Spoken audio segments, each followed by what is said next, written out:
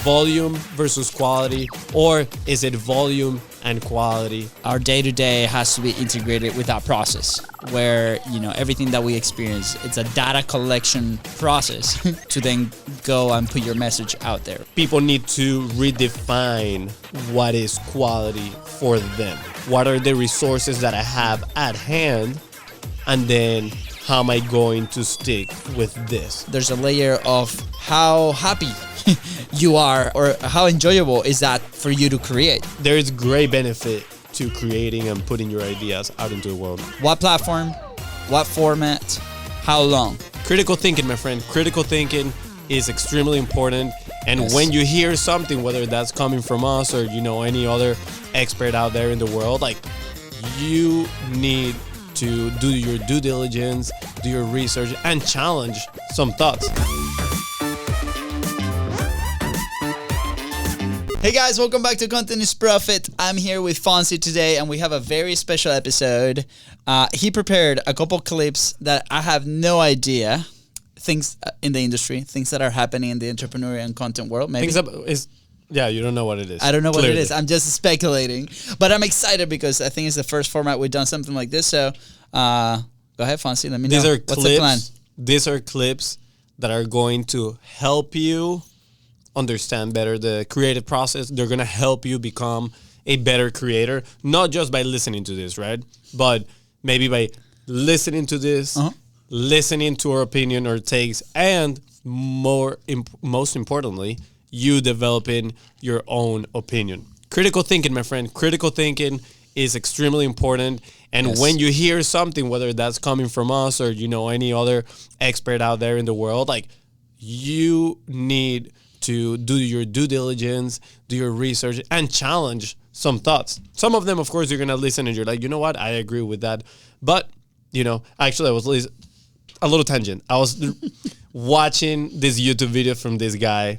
I love his videos. It's all about learning, how to learn better. Okay. And he talked about a book called The Socratic Method, which is something that has been, out there for a very long time, since Socrates. I don't know the timeline on that. But what Socrates used to do is he used to go out on the streets and then he would start to question people. He's like, oh, why do you believe this? And why? And blah, blah, blah. And just get people to think. And a lot of the times people will get upset and all that stuff. But the thing is, he had a method to question ideas, which helped him learn better and learn deeper. So that's kind of the point that I want to go with this. It's kind of our own Socratic method, right? The content is profit method for learning, which is we're going to play some clips of what some, thinkers out there in the podcasting world have to say in the content world. And we're going to question those, right? Do we agree? Why do we agree? Why do we disagree, etc.? And then you listening, you can do the same. You can go ahead and do your own Socratic method on this. Why do you believe this? What would happen if I didn't do that? What would happen, if I did this thing consistently? Yeah, I love that. I'm excited. I mean, I've seen a lot of clips lately, obviously, with politics coming soon to the United States. A lot of it that comes to me is on that route. And it's funny because the people that kind of know their topic and they are open to discuss, which, we're very blessed to live in a country that you can express yourself, have a conversation, but the people that don't know their topic or they might not even know what they're talking about, they're just, repeating like parrots the message, they either get angry, they reject the other person's conversation. So I think it's important to have this discussion from personal level to business. So I'm excited. Let's go. Yeah, I think this can be a new Content is Profit segment. Let's do it. I mean, we snipped a lot of stuff. We do snip a lot on a regular basis, so we can snip and put them in here and then come and do the Content is Profit method of learning, aka the Socratic method. All right, so clip number 1 is from I forgot the name of the podcast. Oh, How I Write. The name of the podcast is How I Write by David Perell. And he's talking about some of the best lessons he's gotten. Oh, I thought you were going to just send the clip line and then give me some context after. I'm not giving you context. I'm just giving credit, pretty much it. So again, the clip is from How I Write from David Perell. This is a clip where he's sharing some of the best lessons that he's gathered from some of the guests that he had. And this one specifically is with Tim Ferris.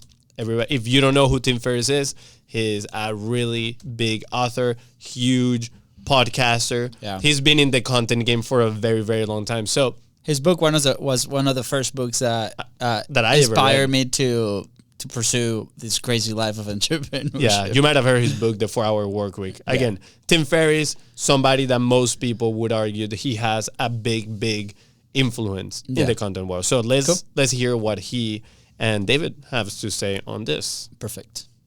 I was researching for the episode. Out of the 4 top Kindle books of all time, you know what they are? They're the ESV Bible, the 1 Year Bible, 4-Hour Body, and 4-Hour Chef. Those are the top 4. He has 2 of them, and the other 2 are the Bible. So when I talk about outputs and what he does, I think it's worth listening up. The quality level has to be incredibly high, which is a constraint I'm happy to always embrace. Of course. Right? I don't care about volume. I just do not care because there's no competitive advantage there. You're going to lose to the robots. You're going to lose to the people using robots. If you think you're going to win on a volume game, long term, you're not going to win.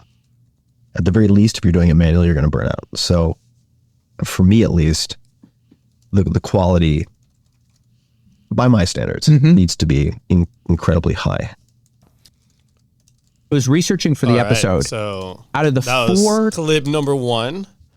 Volume versus quality in a nutshell, right? He does share. Obviously, the context you could hear was a little bit about books and whatnot. But Was I gonna react, or you gonna I'm keep curious. reacting to your own clip? No, I'm curious. I mean, you see me grinning in here. I know. You know, I'm smiling because I He dedicated this clip to me, 100%. So, for those that are maybe new to the show and haven't had the chance to interact with me or Fonzie, Fonzie leans heavily into the quality, over the quantity, and I lean a little bit more on the quantity over the quality.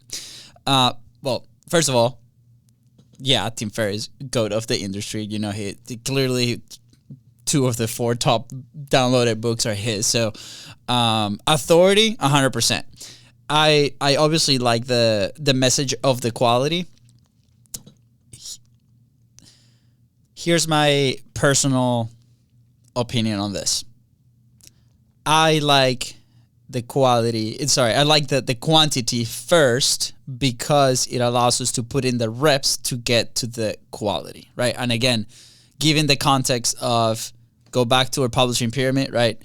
Your resources, the capacity of those resources, your commitment to consistency, and your message, right? It's really hard to get to quality if we don't put in the reps in all 4 of those departments or have the resources to hire somebody that can help you produce the quality, right? So again, I wonder, and again, I'm not familiar with maybe the background of Tim on like how many books or ebooks or guides or things he published before he got to the quality of what he's putting out today, right? He has hundreds of podcast episodes too, So exactly. So to that point, let's put it in the way of like Can I finish my thought? Yeah, I just want to frame something real quick. Like creating, not just like popping on camera, is like the act of putting your thoughts out in a structured piece, right? Whether that is writing, video, etc. But I still think even the act of putting your thoughts in a structured thing, you still need to put in the reps. Or of course, it's gonna either take time or it's gonna take a great team to put something of quality out there. And at the same time, we can get into the weeds on this 1,000%, but it also is like, what is quality, right? Because, we have an example of this physics professor that has millions of subscribers on YouTube, right? Which the quality production, I'm doing air quotes, right? It might not be the best. It's literally one Zoom camera on a Zoom call and he's doing the lesson on a whiteboard, but the quality itself of the content is really high for his audience because he's solving people's problems, right? So again, we have to define that for yourself in what that looks like. And can it be better? CBB, right? Yes, absolutely. It can always be better. We can always strive to get better. Yeah. I think and to close my personal thought is, I think we need the quantity first. And as you go, depending on what part of the journey you're in, strive to improve that 1%. And maybe that 1% is your message. Maybe that 1% is hiring a team. Maybe that 1% is learning how to restructure and create a message that gets better over time. And then what happens is, like, with time, once you put in the volume, then you can take your time and create less but way higher quality. That's why, movie theaters, like, I'm moving the movie theater. So right? I'm going to go with this. I'm going to go with it's like a Bruce Lee. I think it's Bruce Lee saying, right? Which is, actually, I'm going to butcher it totally, but I know it kind of comes from Bruce Lee, but it's the practice is 10,000 kicks, right? Mm-hmm. So if you want to be a master at one thing, like practice it like 10,000 times, right? Mm-hmm. But what if those 10,000 times that you practice it, that you think they're the quality thing, like they're bad. You're practicing the wrong kick, right? And then you go and show up and you're like, oh yeah, in a fight, and you like kick somebody's toes, and it's like, okay, like that didn't work out. So my point is, when you're starting, by just doing volume specifically, sure, you're training to maybe don't care the fact what other people are going to think, and you're putting your message out there. Mm-hmm. But is it actually a good message, right? Is it actually a quality piece of content? I think I agree with you on the sense of, first you need to understand where you're at, right? Like, what are your resources at hand? Is your resource only your own time? Or do you have your teams as well, time as well, that they can invest into, helping you produce research, etc. A lot of things. A lot of these people have obviously teams that help them with the research and all that stuff. But my point being is, maybe that volume, I agree with the fact that you need to put yourself out there consistently to practice, but I don't think many people have a frame of what quality is for them. So then they go into social media and they're easily influenced by, a really cool video with very nice graphics and stuff. And they're like, oh, that is quality. That is the quality I need. But it's like, no, maybe the quality you need is like this professor that you're talking about, which has zero production, but he has a quality message. The quality for him is value. Like, his way to measure quality is something that is going to solve a problem. Mm-hmm. So then he creates a content, filters that through that lens. If the answer is yes, is this solving an immediate problem that my audience has, I'm going to talk about it. So I think people need to redefine what is quality for them, right? And different quality is going to take different resources. I agree with you. You need practice on consistency. Mm-hmm.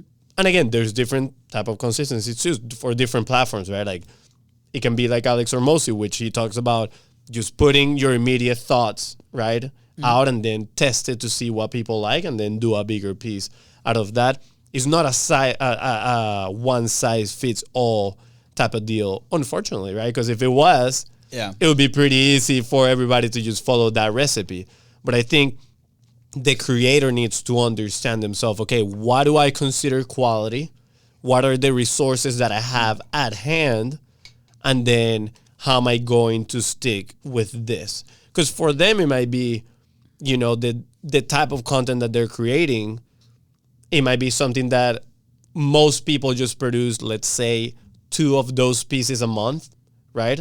So for them, volume might be, let me do 1 of these a week, right? Rather than any other week. So now their volume on that is already bigger than kind of like the average on that industry, whatever people are producing. But then you got to filter that through that lens of quality of what you mean. Yeah. I think I wrote here, like, what is the type of content we're applying this for, right? So, for a book, for example, right? Like, what's the specific thing that's going to live forever, right? Yeah. It has a longer shelf life than maybe a Facebook reel or a YouTube short. Right? Which is actually the example, the context of this conversation. Exactly. The same other thing was... Twitter. There's people that have built their audience, their communities off of X, for example, right? And then, so for them, 1 tweet might mean that they have to do it like really, really good to make sure that they continue to publish up to their current standards, right? To get better, right? So look at your own platforms. Like, where are you online right now? Is it the podcast episode? Is it Twitter? Is it LinkedIn? Is it LinkedIn articles? Is it a newsletter? Right, at the end of the day. And I think something that we haven't really mentioned is the feedback loop on this quality over quantity, type of content. So if the feedback is positive, perfect, dig into that. Like, continue to explore that. If the feedback is different, as in your piece of content might not be helping these people solve their problem, whether that's being entertained or being educated, right? Then we have to revisit and pivot a little bit and see how it goes. On top of that, I think there's a layer of how happy you are, or how enjoyable is that for you to create, right? Just early this morning, I was on a call with this person that her favorite type of content to create is vlogs, and she started vlogging inside of the country that she's in. Then she traveled a little bit, and she got tired of it. She was like, I'm not really enjoying this process anymore, and she's shifting the approach to her content because of that reason. So I think, personally, I would not like to be creating something that I don't enjoy creating, right? So I think, like, we just had a great time in this specific podcast, interviewing the people that come to a show, having these discussions, because it's our day-to-day. We love what we do. Some days more than others. It's gonna be part of your competitive advantage. It's doing something that you enjoy doing, because then it won't feel like work. Fun fact, the other day, Friday, I had a call with somebody in Spain, and we're doing a little bit of a consult for, like, them guesting, and they've never heard the show. They've heard feedback of people that have heard the show or that maybe know us in the industry. And the first thing that he says, like, guys, like, I absolutely loved your last episode. I think you guys are so casual, so relaxed. It's very different from whatever I've listened to. And I'm like, dude, thank you so much for that piece of feedback. Like, it's hard for somebody to tell you that feedback straight on, and I'm very happy that it was positive feedback. But maybe there's somebody there that don't like that type of content. You know what? Well, maybe in this stage of life, maybe that's not the person that we should be around, right? So, I think those feedback loops are important, because guess what? Now, my fire is back up. Let's do more of this, right? Let's leaning into our personalities a little bit more, because it's gonna help us get those reps. And we're gonna get better at the craft of creating that piece of content. So, anyways, good discussion. Well, I have two closing remarks from my side. So the first one is, I believe your commitment to quality increases with the flow of volume of your audience. So the more you start attracting people with your ideas and your content, I think your commitment to quality has to be higher. And again, I'm not talking, because I think people confuse this, I'm not talking about quality of the production necessarily. Yeah. It has to be the quality of the ideas that you're putting forward, right? If a lot of people are listening to you, like, I think you have just a responsibility to, want to be better, want to improve at your craft, and a responsibility to relay quality ideas that solve the problems of the people that are listening to you.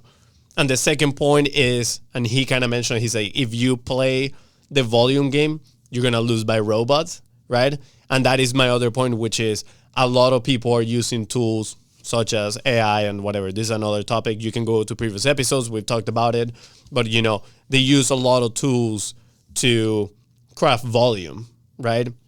And I agree 100% with that he has to say, right? Sure, it might put you in front of new eyeballs, but again, like, is it good?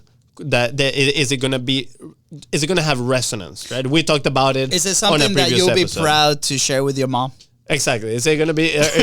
Are you gonna be proud of sharing this stuff? Yeah, with your mom, with your close ones. But again, and I think that is a double-edged sword. Yeah. Because first, it can actually cause, in a way, a potential harm, right? Just putting random stuff in there, and then the other one is, if you're an expert, because again, content is profit is mainly for expert-based businesses or services. And if you're an expert and you are outsourcing your thinking to AI, what is that going to say about you and your business, right? Like, I think, me personally, I see that online, and if I notice something is written by AI, in a way, it's a little bit of a turnoff, right? I'm like, well, sure, like, maybe I'll read the hook, and that's it, and then I'll move on to the next person. But I think my trust towards that expert might diminish because of, again, the way it was produced.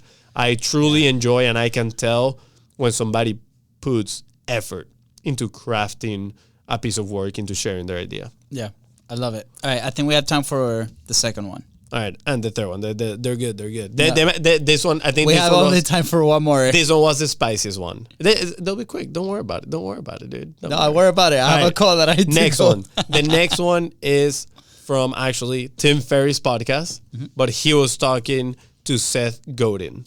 Seth Godin is a marketing legend. If you don't know who he is, go check him out. He has great books about marketing. One is called This Is Marketing. I think The Purple Cow. They can Google it. Yeah, multiple books. So on expertise, people would say, I listen to this guy, I do whatever it is. But again, we're here to challenge ideas and learn. So here it goes. What do you get from writing and having written as consistently as you have and do? What is the payoff? Like, why do that? Okay, so the biggest payoff is simple, not in terms of equity stock value, but in terms of the noise in my head. The biggest benefit is I will be writing tomorrow because it's Friday, not because I've written the perfect blog post. That every single day, something gets published by me because I decided that 24 years ago, not because I have reconsidered each day whether this one is good enough. Mm-hmm. And even if no one read my blog, I would still do it.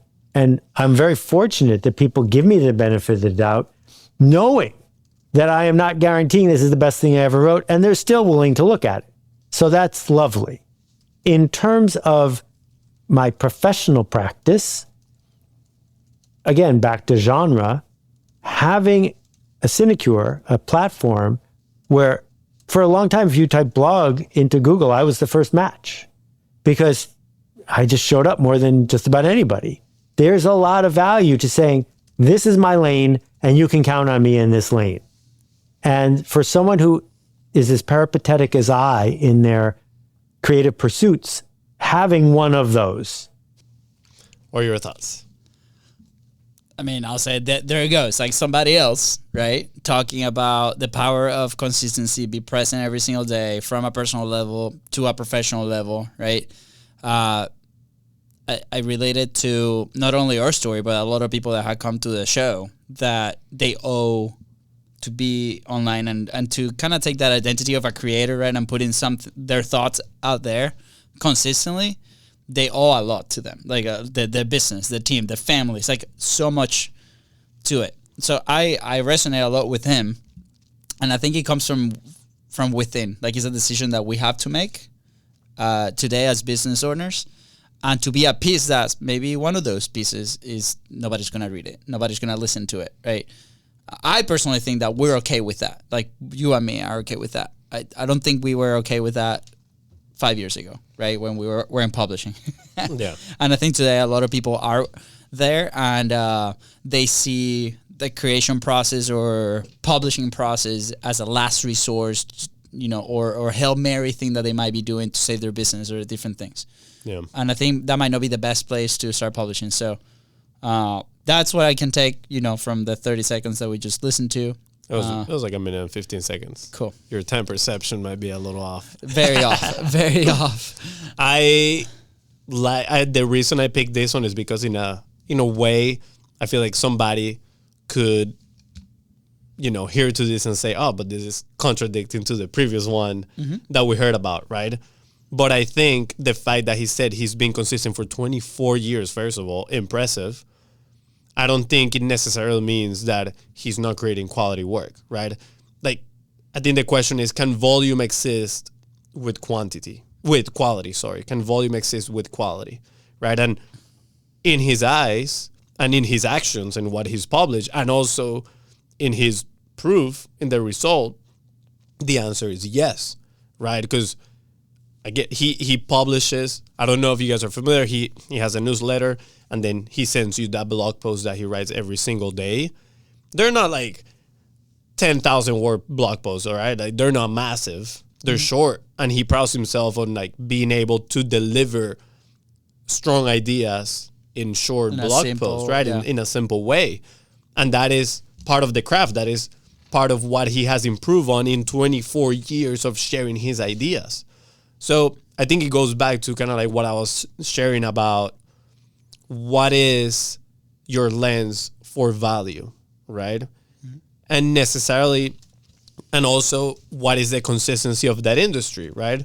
In a blog industry, the blogging niche, it might be one a week, right? Let's do one blog every single week. Well, he said, I'm going to commit my consistency to be one a day for perpetuity. It seems that way, right? But then the question is he sacrificing quality for the purpose of that volume? And I think the answer is no, right? He actually, in the episode, right? Obviously, that's not in the context of the clip, but he goes back and he edits his post. He tries to make them smaller. He said, I only send a blog that I can only make shorter. If I have to expand into something, I do not send that one, right? And he probably has, I'm sure, a backlog of things that he's creating. So, again, this is a challenge for you.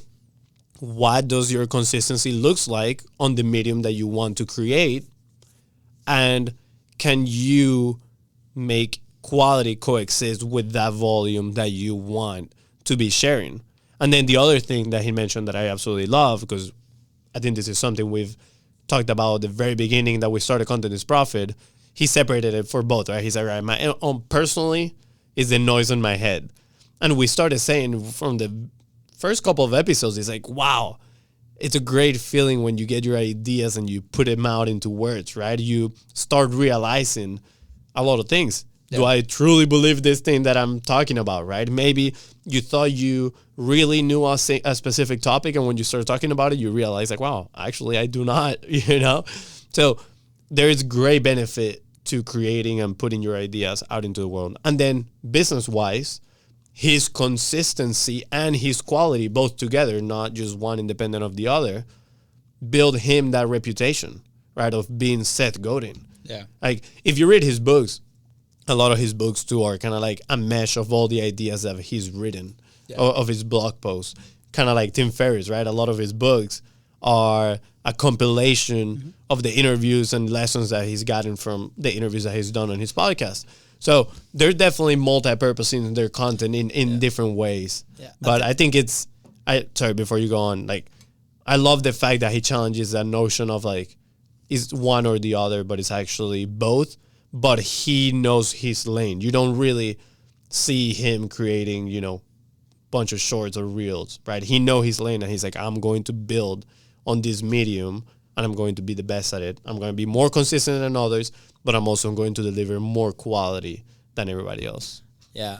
There was an element there that when he was talking, and you mentioned it too, it's like the time frame, right? Like, under what lens are we looking at this? Like, under the lens of like short-term, last week, last month statistics, or are we looking at it into this is a long-term game that we're making a conscious decision and a strategy that we're gonna be doing this for the next few years, right? And it's like, I remember because everybody talks about Alex Ramosi, right? Like, when he hired his internal YouTube team, he was like, I'm gonna work with you for the next 5 years, right? And it's like, this is a long-term thing. We're gonna get better. Like, we gotta receive the feedback and understand. So, the impression I get with a lot of the conversations that we have, either online or people here coming to the studio, is that they really want a quick fix to a deeper issue, right? They're like, I think publishing or putting content out there is gonna help me solve this. It is a piece of the machine, right? And then we have to uncover that, and at the end of the day, it's a piece of the machine that's absolutely necessary for to endure in this decade. I think every company, we mentioned it, every company needs to publish their own message, right, and consistently. And again, podcasting might be the medium, blog might be the medium, YouTube might be the medium, but it will take time and experimentation. So I think like that, and creating the containers of or the margin, of what platform, what format, how long, right? Mm-hmm. Make that decision, make it move. Like, he is like those short blogs and the newsletters for us is the podcast 3 to 2 times a week. Yeah. Either an hour conversation or a 30-minute solo episode, right? Like, what are those margins that you can execute and get better in that format? Yeah. Good. I liked it. All right, I'm going to play the last one. I cannot play this one by itself just because it ties into the conversation that we're having today. So 5 minutes. Here it goes. You got 5 minutes. This one is, again, from How I Write with David Perell. It's a conversation that he's, not a conversation, actually. He's making an episode on Jerry Seinfeld. And he is actually showing an excerpt of a conversation between Howard Stern, the radio host, and Jerry Seinfeld. So that's what we're going to listen right now. And then we'll go ahead and, share our awesome opinions. You went to a Chinese restaurant. And you're like, I really admire Chinese people because they're really sticking to this chopsticks thing. The line is, I like how they're hanging in there with the chopsticks. Right. Because they've seen the fork.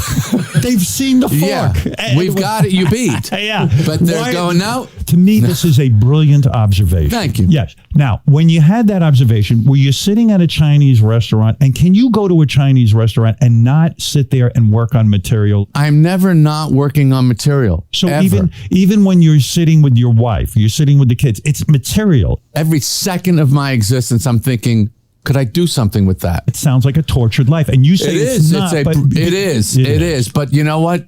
Your blessing in life is when you find the torture you're comfortable with. See? That. All right. I liked it. I liked You it. see, and you wanted to skip that one. All right. What are your opinions? Your thoughts? Well, first of all, I love that you picked a comedy-ish context clip because I've been obsessed lately.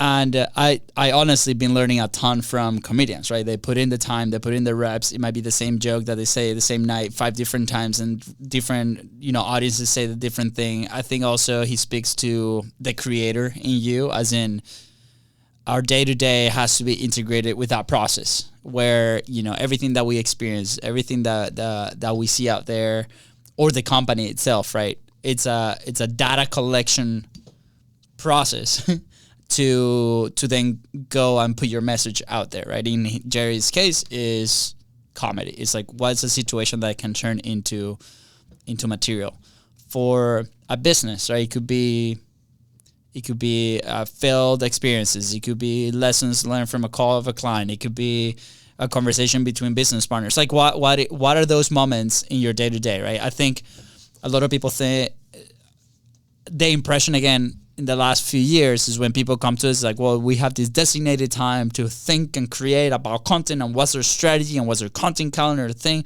And the truth is, in like today's world, I believe that we have to look through the lenses of that message, right? So whenever we come here in the studio, for example, if we have a conversation with a customer, there might be a lesson there that we get to share in our podcast, in a reel on something. We're talking earlier about the football show and the YouTube content, right? Like we're looking at Dude Perfect YouTube channel, and they're doing this like jump competition. We're like, how do we apply that in the football context, like a similar video, right? Like, so, and at the end, like that phrase of the torture, find the torture you're comfortable with, is for some people that might not be their thing, right? And they will see it as a torture, but he puts it in the context of like, that's the thing that you do 24/7 and that you enjoy, and that's why you do the thing that you do. So anyways, obviously Jerry is a master of his industry and a master of his message and his craft, and there's a lot to be learned from that. So my question to you listening or watching, like, are you comfortable finding that torture? Like, know that if you want to be a creator, there has to be a big element of that day to day that you have to be looking through the eyes of a creator. Yeah.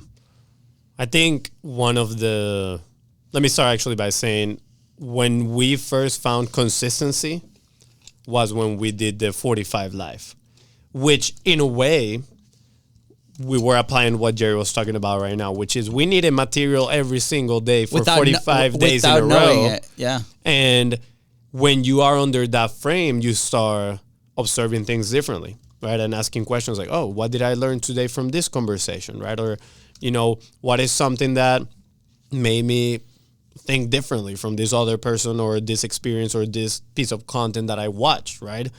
And what you're doing is now you have volume in your ideas, right? Not volume in your content. And that is what he's talking about. Like, he is consistently doing volume of ideas. Now, yes, he tests them, right, in shows, but then he has the winners, which is the ones that he do at his specials. And I think that also relates to creating content as an expert of something, right?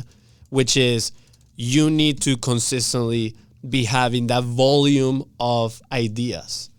Or Mossy talks about he published his volume of ideas on Twitter. For him, Twitter is more like a log, right? It's not like his main frame, his main road, like Seth Godin's blogging. Alex or Mossy, I would say, is YouTube right now at the moment. But Twitter is his idea log. And that is where he has all this volume, right? So I think that is an important distinction. Do we have a volume of ideas versus volume of content created, right? Because just like you mentioned, right? You just mentioned right now too. I forgot, I lost my train of thought, but you kind of like mentioned about, you know, loving that torture, right? Which is if you're in a business, that is your competitive advantage, right? The fact that you see something that you want to do consistently without having to be on a schedule. And you're like, a lot of people take creating as, all right, I'm going to take this time of the day and I'm going to do everything in there. From the ideation process all the way to the production. No wonder you can't get anything done, right? Because there's so much friction. Yeah. But if you have a volume of ideas, and we talked about this on the previous episode, right, with Joe, on the idea collection framework, how you're like consistently saving ideas, writing ideas on your notes. When you get to the moment where you're actually sitting down and creating, right, because Jerry Seinfeld has his practice every single morning. He sits down on paper and writes down. He writes. You can have that same practice for video, podcast, whatever. But he's not sitting down to come up with the idea. Again, he's observing the world under the lens of how can I compilate as many ideas as possible? How can I generate all these ideas? And then when he sits down, he implements those ideas in there. And it's the same for the creative process, right? So find your torture in this, in the sense of find something that you are okay thinking about. It doesn't have to be all day 24/7. But for the majority of the day, you're going to be thinking about it, right? You're going to be looking at things and then asking yourself, how can I apply that? Or you're going to be reading something and you're like, I have an opinion about this. I would like to create a piece on this. That's exactly how this podcast episode was generated, right? I was listening to this podcast, gather notes, and I was like, this would be cool to discuss in one of the episodes. Yeah. Right? And now this is the creation moment for us. Right, and we have an established creation moment for the podcast, which has allowed us to stay consistent throughout time on a higher consistency than most podcasters do as well.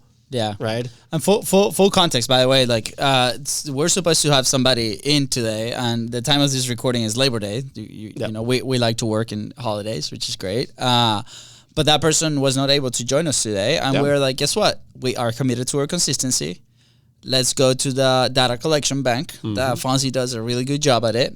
I'm more of a casual, like, I thought about this earlier. Let's talk about that. Fonzie has a more systematized system, which is fine, right? And then this is what we came up with, right? And I think it has been a really good episode where, you know, we show a different version or a different format. This is the first format that we do that. That's the full context of the creation of this. This was not planned in a session a month ago, right? At the end of the day. It could be, like, if it does well, maybe now we put it as a layout of episode that we can work with a production team to continue to elevate, right? And move forward and get it better. So I wrote here, volume, almost like the equation of quality content, right? I don't know. Maybe you agree or disagree with me, but some elements, right? Volume of ideas, test/publish, gather feedback, elevate, and then repeat. And then over a long period of time, like we said, your content will become better, will solve problems, people will find it attractive, and you continue to move forward. Yeah. I think for me, the key takeaways, right, putting all these 3 lessons and comments together, right, is put on the lenses so you can create a high volume of ideas, right? And make sure you're writing them down, because you can have a good idea and 5 minutes later you'll forget it. So have a process to writing your ideas down, right? Obviously that comes hand in hand with embracing the torture that you feel comfortable with, right? If you're doing something that you truly enjoy, it's going to be easier to put on those lenses and get ideas on a consistent basis. Yeah. So again, higher volume of ideas, then is defining your consistency, right? From Seth Godin, he said, I'm going to do this every single month. Defining your consistency and in which lane, right? Just know that defining your consistency and in which lane is going to require you to look at your resources. Is it your own time that you're spending creating this, or can you leverage other people's time and abilities and skills to create something? And then lastly is defining what is quality for you, right? We go back to the physics professor example. He's solving a very specific problem for his audience, and the quality of his video is absolutely nowhere near the best, but the quality of his message is absolutely outstanding. Yeah. So for you is, what is quality? Define it. And after you have a finished product piece of content, look at it under that lens, evaluate it and say, okay, this ticks the boxes. I can publish this. And if it doesn't tick the boxes, it might be because you might be rushing the process, just creating content for the sake of creating content. And unfortunately, that content will have very little resonance with your audience. Yeah. And it probably won't do good. And again, I challenge you. I would love your opinion. What are your thoughts? Volume versus quality, or is it volume and quality? Which one is it, right? Like, how do you look at this? I'm extremely curious. I think there's definitely multiple points of views. This is a debate that's going to be happening for a long time, not only between us, but, I think in the creator community. And there's not a one size fits all. So I'm curious to see what has been working for you. What have you been doing? And how are you going to increase maybe both the quality and volume of your content? Yeah, let us know for sure. I love this episode, man. I love this format. Thanks for bringing it on. You took it definitely from the football show format that I did earlier, but just saying. I don't know. I didn't Maybe hear. subconscious. Nope. Nope. I can't take the credit for this. It was all fancy. Guys, let us know again in the comment. With that said, thank you so much for tuning to the Content Profit Podcast. Go ahead and follow the show in your favorite podcasting platform and on social media at BizBrosco. That is right. If today's episode helped you become a better creator, please don't forget to share this episode. And of course, don't forget to leave a 5-star review. See ya. Bye, guys.